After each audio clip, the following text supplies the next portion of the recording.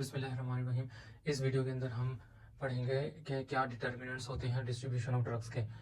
तो हमने इसका पार्ट 1 कवर कर लिया था पिछली वीडियो के अंदर। अब ये पार्ट 2 कवर करेंगे। इसके अंदर तीसरा पॉइंट हम देख रहे थे कि सोलिबिलिटी कैसे डिस्ट्रीब्यूशन ऑफ ड्रग के अंदर अपना किरदार अदा करती है। जो सोलिबिलिटी ऑफ अ ड्रग होती है इन टिश्यूज के अंदर, solubility of a drug in tissues के अंदर इन्फ्लुएंस करती है the concentration of the drug in the extra cellular fluid surrounding the blood vessels. Solubility drug की टिश्यूज के अंदर जितनी सोलिबिलिटी होगी वो इन्फ्लुएंस करेगी द कंसंट्रेशन ऑफ ड्रग की क्या कंसंट्रेशन है in the extra cellular fluid surrounding the blood vessels, जिन्होंने ब्लड वेसल्स को सराउंड किया हुआ होता है। यानी कि टिश्यूज अगर ज़्यादा ड्रग्स को इनटेक करने वाला होगा उसकी वजह से एक्स्ट्रा सेलुलर कंपार्टमेंट के अंदर ड्रग की कंसंट्रेशन कम हो जाएगी और ब्लड वेसल्स के अंदर कंसंट्रेशन ज़्यादा हो जाएगी और कंसंट्रेशन ग्रेडियंट ज़्यादा डेवलप हो जाएगा और ब्लड डिफ्यूज करेगी from blood vessel to extracellular compartment. इसका मतलब है कि टिश्यू एक अहम किरदार अदा करता है कंसंट्रेशन ग्रेडियंट को मेंटेन करने के लिए, कंसंट्रेशन ग्रेडियंट को इंक्रीज करने के लिए, इनहेंस करने के लिए। If a drug is soluble in the cells, अगर एक जो ड्रग है वो सोल्यूबल हो सेल्स के अंदर तो concentration in perivascular extra cellular space will be lower. अगर वो टिश्यूज के अंदर ड्रग कंसंट्रेशन ज़्यादा हो जाएगी यानी ड्रग ज़्यादा सोल्यूबल हो जाएगी टिश्यू के अंदर, तो एक्स्ट्रा सेलुलर कंपार्टमेंट के अंदर यानी टिश्यू के बाहर वाले कंपार्टमेंट जो कि ब्लड वेसल के बाहर कंपार्टमेंट मौजूद होता है उसके अंदर ड्रग की कंसंट्रेशन कम हो जाएगी और डिफ्यूजन होगी। फिर उसकी वजह से डिफ्यूजन होंगी from the blood vessels into the extra vascular tissue space के अंदर जो होगी, वेसल से एक्स्ट्रा वास्कुलर टिश्यू स्पेस के अंदर फैसिलिटेट की जाएगी। अगर हम एग्जांपल देखें, some organs for example such as the brain और the water have a high lipid content of the water. Some organ जैसे कि हमारे पास ब्रेन है, इनका हाई लिपिड कंटेंट होता है। Some organ such as brain have a high lipid content and thirst dissolve a high concentration of lipid soluble agents rapidly of the water. हमारे पास जो सम ऑर्गन्स होते हैं जैसे कि ब्रेन हो गया, उनका हाई लिपिड कंटेंट होता है और वो डिसॉल्व करता है high concentration of lipid soluble agents rapidly of the water, और वो डिसॉल्व करता है high concentration of lipid soluble agent. Lipid soluble agents वो high concentration, lipid soluble agents की हाई कंसंट्रेशन डिसॉल्व हो जाती है।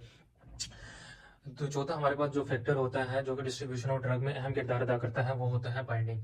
Binding of a drug to the macromolecules in the blood or a tissue compartment leads to increase the drug concentration in that compartment। जिस compartment के अंदर binding of drug ज्यादा होगी उनके मॉलिक्यूल्स के साथ वहां पर ड्रग की कंसंट्रेशन ज्यादा हो जाएगी।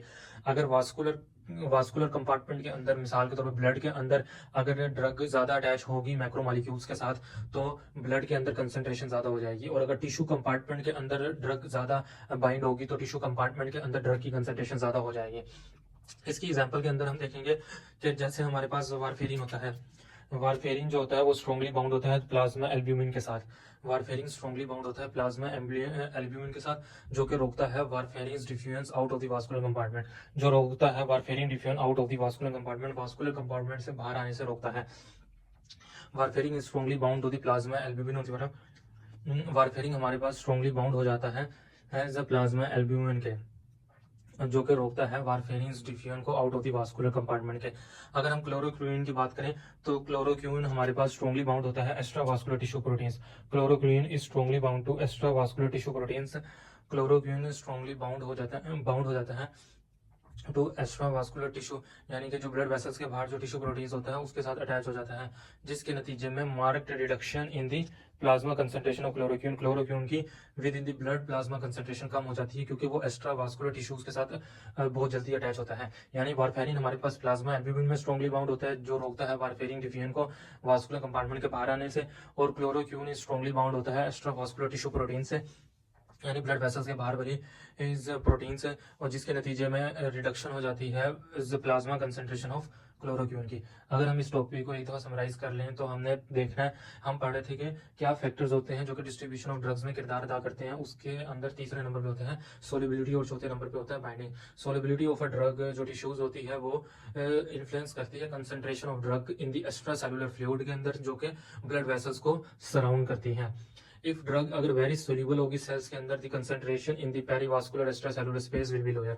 अगर तो वो ड्रग जो होती है टिश्यूज के अंदर ज्यादा सोल्यूबल होगी, तो जो टिश्यू के बाहर वाली एक्स्ट्रासेलुलर स्पेस होती है वहां पर उसकी कंसंट्रेशन ड्रग की कम हो जाएगी, क्योंकि वो सोल्यूबल होकर टिश्यूज के अंदर चली जाएगी, और इसकी वजह से डिफ्यूजन होगी, फिर उस ड्रग की डिफ्यूजन होगी ब्लड वेसल से उस एक्स्ट्रावास्कुलर टिश्यू स्पेस को फिलअप करने के लिए।